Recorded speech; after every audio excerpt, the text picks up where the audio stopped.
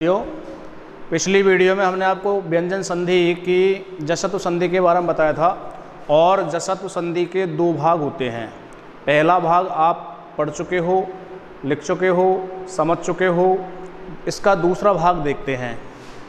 जसत्व संधि का भाग नंबर 2, भाग सेकंड। इसमें क्या होता है, यदि किसी वर्ग के प्रथम और दूसरे वर्ण, प्रथम वर्ण आया था जैसे संधि के पहले भाग में, इसमें यदि किसी वर्ग का तीसरा और चौथा, तीसरा वर्ण और चौथा वर्ण, तीसरा वर्ण गे जे डे दे भे, चौथा वर्ण घे झे ढे धे भे, तीसरे और चौथे वर्ण के बाद में पहला वर्ण आ जाए, दूसरा वर्ण आ जाए, अथवा से है में से कोई आ जाए या कोई स्वर आ जाए, तो वह तीसरा एवं चौथा वर्ण अपने ही वर्ग के पहले वर्ण में बदल जाता है। ये इस संधि का भाग सेकंड का रूल्स है, परिभाषा है, नियम है। तो इसको लिखित रूप में देखते हैं। यदि किसी वर्ग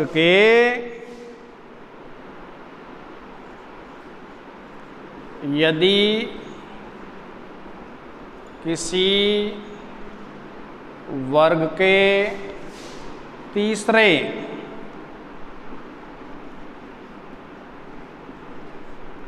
यानी गे जे डे दे बे, तीसरे चौथे यानी घे झे ढे धे भे, तीसरे चौथे वर्ण के बाद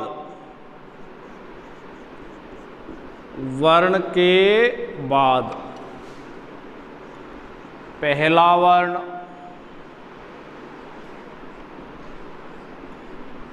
दूसरा वर्ण अथवा से है, अथवा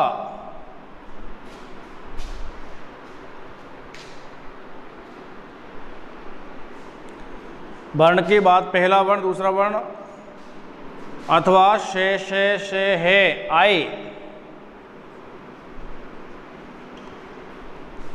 आए तो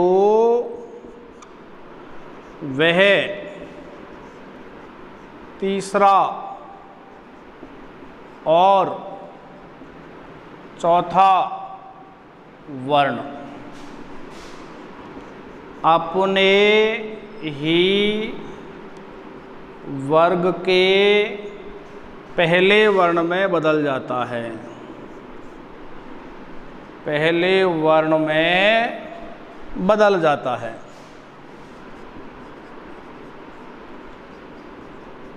बदल जाता है कैसे साहब? देखें, जैसे किसी वर्ग का तीसरा वर्ण आ रहा है या फिर चौथा वर्ण आ रहा है, तीसरे या चौथे वर्ण के बाद में या तो आए पहला वर्ण या आए दूसरा वर्ण या आए से है, इनमें से कोई सा भी वर्ण। तो ये तीसरा जो वर्ण है और ये चौथा जो वर्ण है, इस तीसरे और चौथे वर्ण के स्थान पर उसी वर्ग का पहला वर्ण बन जाएगा, पहले वर्ण में ये बदल जाएगा। ये इस संधि का रूल्स है। एक उदाहरण देखें इनमें से, जैसे मान लीजिए विपद प्लस काल, विपद प्लस काल, यहाँ तीसरा वर्ण है,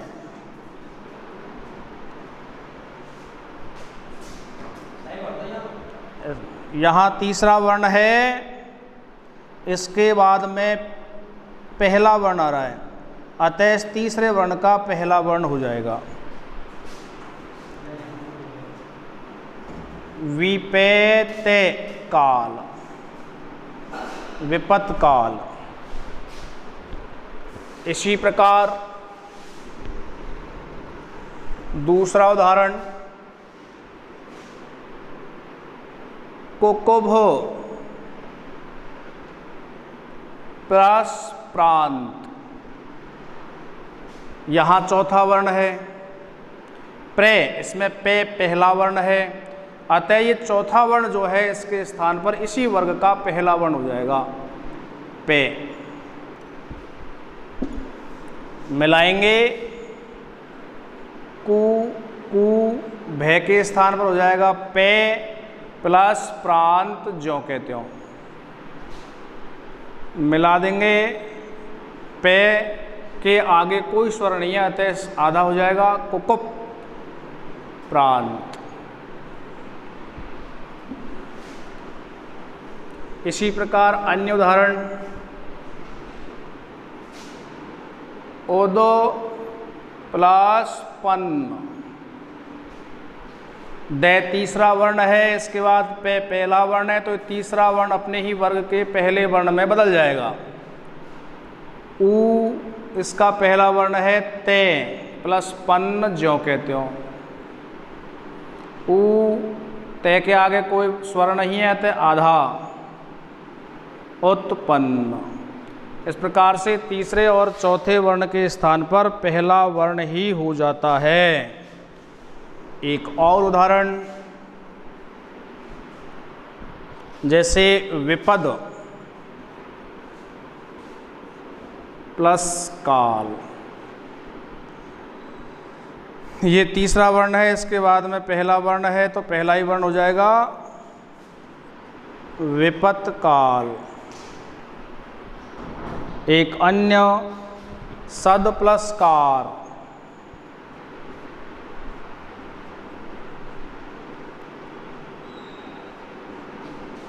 तीसरा वर्ण, इसके बाद पहला वर्ण हो जाएगा से, दे के स्थान पे ते और कार, सत्कार। तो इस प्रकार से ये इसका जो जसद संधि का भाग सेकंड जो है वो भी पूर्ण हुआ। इसमें क्या किया हम लोगों ने, नियम के अनुसार कि यदि किसी वर्ग के तीसरे और चौथे वर्ण के बाद पहला वर्ण आए या दूसरा वर्ण आए या से है आए, तो वह तीसरा और चौथा वर्ण पहले उसी वर्ग के पहले वर्ण में बदल जाता है। ये जसत्व संधि हुई आपकी पूर्ण। इसके बाद में देखेंगे अपन इसी व्यंजन संधि की पर सवर्ण संधि। पर सवर्ण,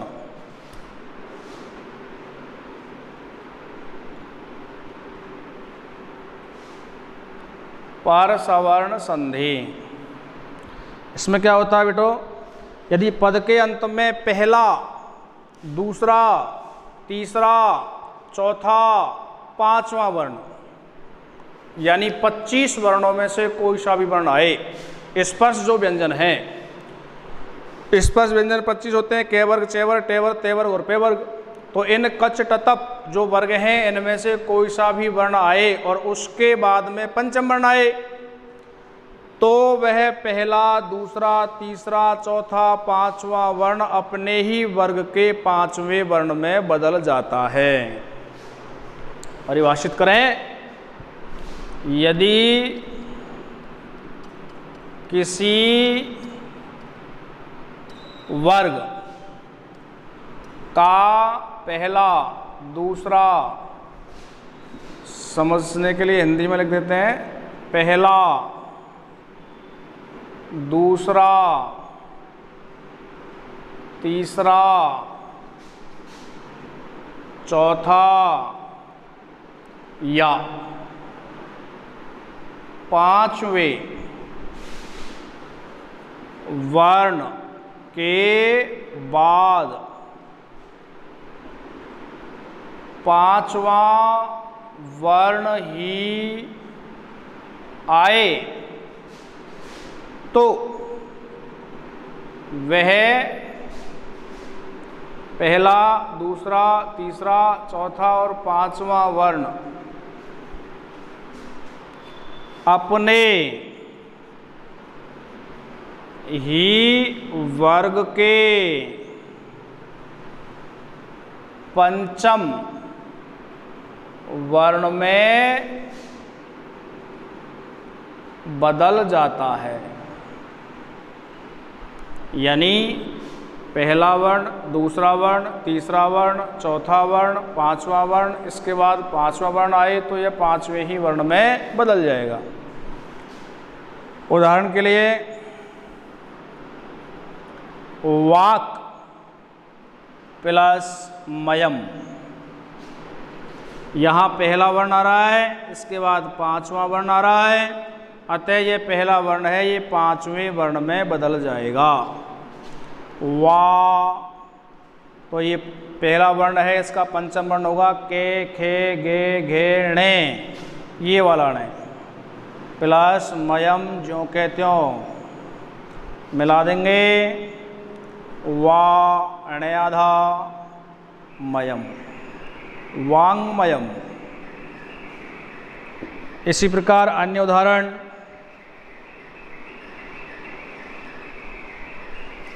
एतत् प्लस मुरारी,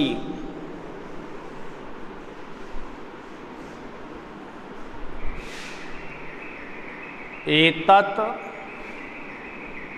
प्लस मुरारी, यहाँ पहला वर्ण, इसके बाद पांचवा वर्ण, अतः ये पंचम वर्ण में ही बदल जाएगा।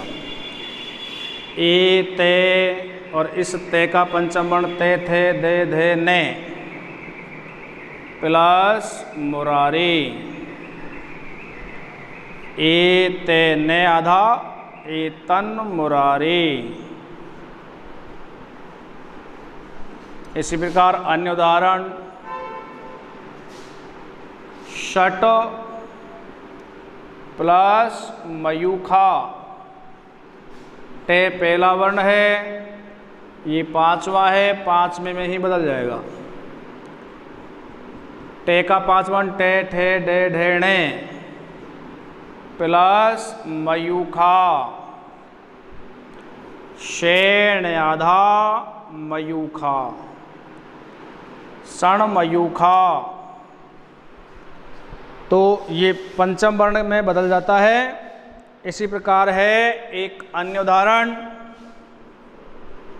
अप प्लस मयम, पहला वर्ण, इसके बाद पांचवा वर्ण, पहला वर्ण पंचम वर्ण में बदल जाएगा। तो ए, पे का पांचवा वर्ण पे, फे, बे, भे, में, प्लस मयम ज्यों के त्यों, मिला देंगे ए, में का आधा और मयम, अमयम। इस प्रकार ये पर्ण सवर्ण संधि भी पूर्ण हुई। तो पर्ण सवर्ण संधि में हम लोगों ने कौन सा नियम याद रखा कि यदि किसी वर्ग के पहले, दूसरे, चौथे और पांचवें वर्ण के बाद में पंचम वर्ण ही आए तो वह पहला, दूसरा, तीसरा, चौथा और पांचवा वर्ण उसी वर्ग के पंचम वर्ण में बदल जाता है। इसमें एक संधि और है बिटाओ, तोरली। शायद हो सकता है आपके स्तर तक, आप पहले इस स्तर तक नहीं पहुँचे हों, तोरली संधि तक नहीं पहुँचे हों, पहली बार सुन रहे हों। तो तोरली देखें, व्यंजन संधि की संधि ही है ये तोरली, हालांकि वैसे एक सूत्र है ये। तो इसमें यदि तय वर्ग के बाद, प्रथम वर्ण के बाद में तय वर्ग हो, तय वर्ग के बाद में अगर ले आए, ते, थे, दे, धे, ने के बाद में अगर ले आए तो वह तय वर्ग भी ले में बदल जाता है। छोटा सा नियम है, यदि तय वर्ग, और तय वर्ग हुआ भली भांति जानते हैं, ते, थे, दे, धे, ने, यदि तय वर्ग के बाद ले आए तो वह ते वर्ग का वर्ण ले में बदल जाता है, ले में बदल जाता है, उसे कहते हैं तोरली संधि। जैसे तत् प्लस लीन, यहाँ ते वर्ग का वर्ण है, इसके बाद में ले आ रहा है, अतः ये ते ले में ही बदल जाएगा। ते प्लस ते की जगह ले प्लस लीन ज्यों के त्यों मिला देंगे, तल्लीन। इसी प्रकार अन्य दूसरा उदाहरण देखें विद्यार्थियों। विद्वान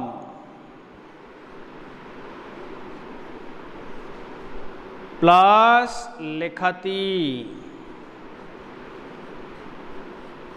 इसमें बेटाओ प्रथम शब्द के अंत में जो ने है, ने, वो भी ते वर्ग का वर्ण है। ने ये ते वर्ग का वर्ण है। इसके बाद में ले आ रहा है, अतः ये ने ले में बदल जाएगा, और ने पांचवां वर्ण इसलिए यहाँ पर अनुस्वार भी साथ में चलेगा। तो वी द्वा ने के स्थान पर ले प्लस लिखती ज्यों के त्यों,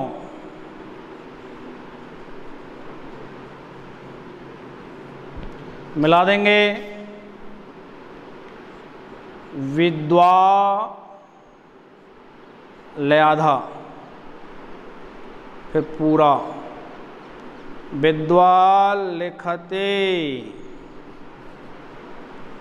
विद्वान लिखती शब्द बना।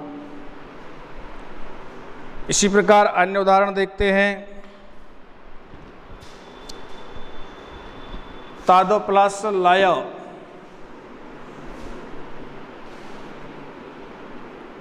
तद प्लस लय, यहाँ दे ते वर्ग का वर्ण है, इसके बाद ले आ रहा है, अतः ये दे भी ले में बदल जाएगा। तो ते दे के स्थान पर ले प्लस लय ज्यों के त्यों, ले आधा और लय ज्यों के त्यों, तल्लय।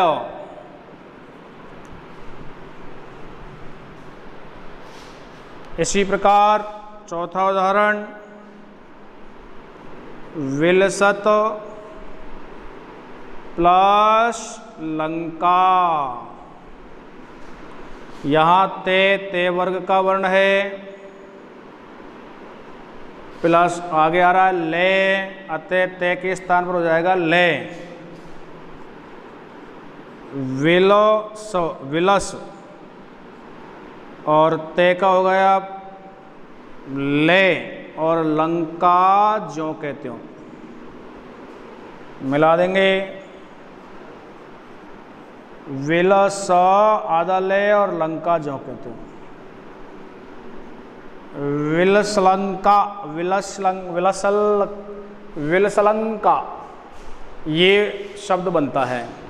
इस प्रकार हमारी व्यंजन संधि परिपूर्ण हुई। व्यंजन संधि में हमने 5-6 संधियाँ पढ़ी। इष्टत्व संधि, इष्टत्व संधि, अनुस्वार, जसत्व और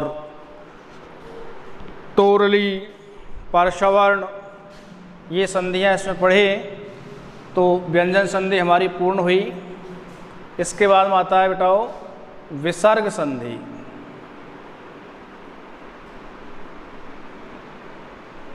विसर्ग संधि, विसर्ग संधि में क्या है? यदि प्रथम शब्द के बाद विसर्ग हो, यदि प्रथम शब्द के बाद विसर्ग हो तथा दूसरे शब्द के प्रारंभ में चाहे स्वर हो चाहे व्यंजन हो, लेकिन प्रथम शब्द के बाद में विसर्ग हो, दूसरे शब्द के प्रारंभ में चाहे स्वर हो अथवा व्यंजन हो, तो वह विसर्ग संधि कहलाती है। हमने स्वर संधि में पढ़ा था, प्रथम शब्द के अंत में स्वर हो तथा दूसरे शब्द के प्रारंभ में भी स्वर हो, यानी स्वर से स्वर के मेल को स्वर संधि कहते हैं। प्रथम शब्द के अंत में स्वर, दूसरे शब्द के प्रारंभ में स्वर, तो वह स्वर संधि कहलाई।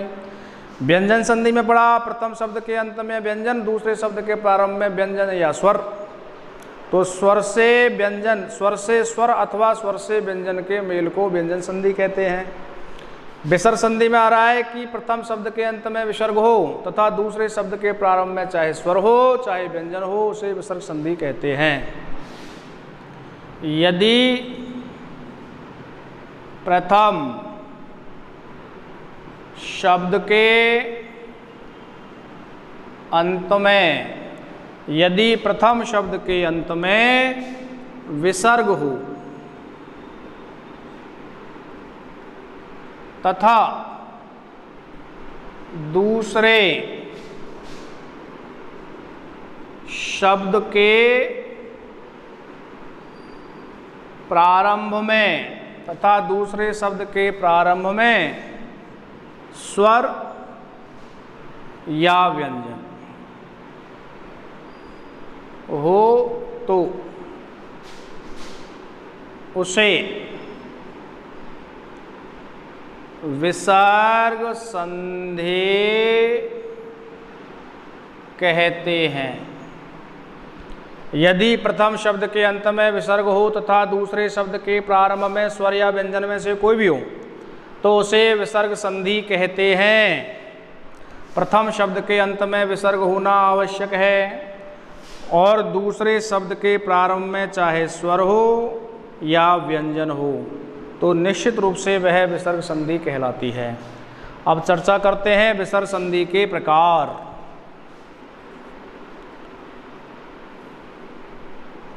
विद्यार्थियों, विसर्ग संधि 4 प्रकार की होती है। 4 प्रकार की होती है। नंबर 1 सत्व विसर्ग संधि, नंबर 2 उत्व विसर्ग संधि, नंबर 3 ऋत्व विसर्ग संधि, ऋत्व, और नंबर 4 विसर्ग लोप, विसर्ग संधि। 4 प्रकार की हुई। नंबर 1 सत्व विसर्ग संधि, नंबर 2 उत्व विसर्ग संधि, नंबर 3 ऋत्व विसर्ग संधि, नंबर 4 विसर्ग लोप विसर्ग संधि। इस प्रकार ये विसर्ग संधि है वो 4 प्रकार की होती हैं, जिसमें से पहली संधि लेते हैं अपन सत्व विसर्ग संधि। नाम है सत्व विसर्ग संधि, जैसा नाम वैसा गुण। इसमें से का ही परिवर्तन होगा। नाम है सत्व तो से का परिवर्तन हो जाएगा। सत्व विसर्ग संधि। इसमें क्या है कि यदि विसर्ग के बाद, प्रथम शब्द के अंत में तो विसर्ग आएगा, यदि विसर्ग के बाद किसी वर्ग का पहला वर्ण दूसरा वर्ण या शे में से कोई सा भी वर्ण आए, तो विसर्ग के स्थान पर कभी तो शेषलेट, कभी सलगम, कभी षटकोण का परिवर्तन हो जाता है। अब हमारी समस्या यह है कि कब तो शेषलेट होगा, कब शलगम होगा, कब षटकोण होगा, तो उसके लिए और इसको विस्तारित करेंगे। यदि विसर्ग के बाद में के, ते, थे या से आए तो विसर्ग की जगह से। यदि विसर्ग के बाद में चे, छे, शे आए तो विसर्ग का से। यदि विसर्ग के बाद में टे, ठे, शे आए तो विसर्ग के स्थान पर शे हो जाता है। देखें, यदि विसर्ग के बाद के, ते, थे से आए तो विसर्ग का से। विसर्ग के बाद चे, छे, शे आए तो विसर्ग का शे। एवं विसर्ग के बाद टे, ठे, शे आए तो विसर्ग के स्थान पर शे हो जाता है। तीनों शयों का परिवर्तन है, कभी सलगम, कभी स्लेट, कभी षटकोण। अतः विसर्ग के बाद में के, ते, थे से आए तो केवल स्लेट करेंगे। यदि विसर्ग के बाद चे, छे से आए तो शलगम करेंगे। यदि विसर्ग के बाद में टे, ठे से आए तो विसर्ग के स्थान पर से का परिवर्तन हो जाता है। इसका उदाहरण आप अगले वीडियो में देखेंगे।